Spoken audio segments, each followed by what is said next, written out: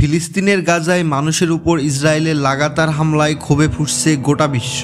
Israel যেন আর কোনো দেশে হামলা করতে না পারে সেজন্য অনেক দেশ ইসরায়েলের সহায়তা বন্ধের ঘোষণা দিয়েছে। কিন্তু ইসরায়েলে অস্ত্র সরবরাহ বন্ধ করতে খুব কম মুসলিম দেশই এগিয়ে এসেছে। ঠিক এমন সময় সামনে আসলো এক আশ্চর্য ঘটনা। ইসরায়েলের জন্য লুকিয়ে অস্ত্র বহনকারী সৌদি জাহাজ আটক করেছে ইতালির বন্দর শ্রমিকরা। ঘটনাটি ইতালির জেরুয়া বন্দরে সংবাদ মাধ্যমের এক প্রতিবেদনে জানা গেছে।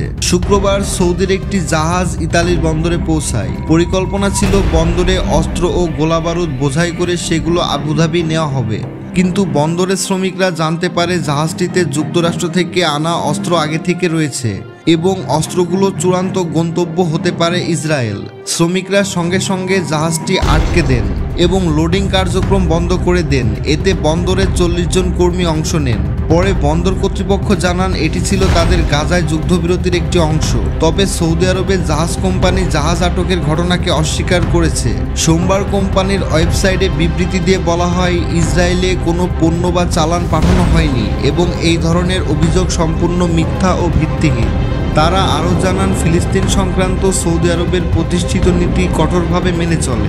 এই ঘটনাকে কেন্দ্র করে প্রশ্ন উঠেছে, একটি মুসলিম দেশের জাহাজ কিভাবে দখলদার ইসরায়েলের জন্য অস্ত্র ওঠে? মানবাধিকার কর্মীরা বলছে, যদি অভিযোগ সত্য প্রমাণিত হয় তবে এটি মুসলিম বিশ্বের জন্য এক কলঙ্কময় ঘটনা হবে।